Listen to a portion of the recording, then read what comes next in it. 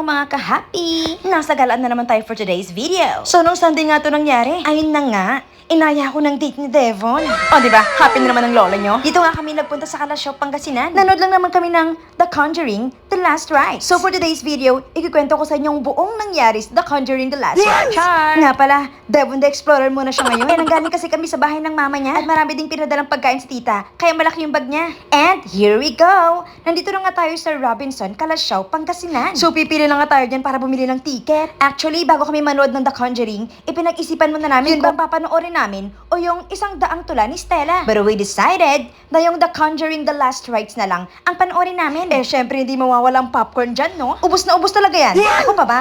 And marami din talagang nanood ng The Conjuring, The Last Rites. At kadamihan nga mga kabataan, mga estudyante. Uy, tili ng tili sila, oh. Magugulat ka talaga. So, sulit na sulit talaga yung binayaran mong ticket para sa The Conjuring, The Last Rites. Grabe, ang daming gulat factor, ang daming kaba, at ang daming scene na mapapasigaw ka talaga.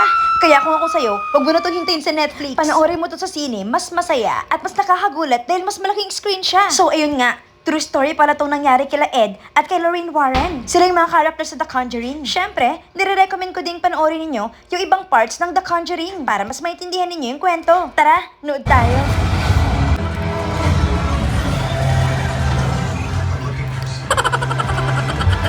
And after 2 hours and how many minutes? Agoy, ayun, natapos din naming panoorin yung The Conjuring, The Last Rites. Abay, pagkaupo ko pa lang sa sinihan naiihi na ako. Pero hindi na ako lumabas. Ayoko kasing may mamiss kahit konting scene lang. At ayaw din kitang mamiss. Yee!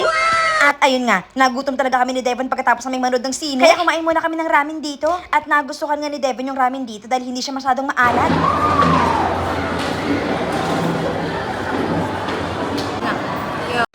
Pauwi na nga kami dyan, kaya bumaba na kami ng mall. Sulit na naman yung Sunday na yan. Kailan kayo ulit mauulit? Alas 5 pasado na nga kami ng hapon bumiyahe pa uwi at medyo na traffic pa nga. Pero okay lang, sulit naman, di ba? Syempre, don't forget to like and share my video. And follow me for more. Ayan, ginabi na nga kami sa pag-uwi ni Devon. And flex ko nga rin pala yung sinuot kong BST dress dyan. Ang ganda ng fitting dito sa personal. Must buy. Ilalagay ko yung link sa baba ha. And thank you for watching.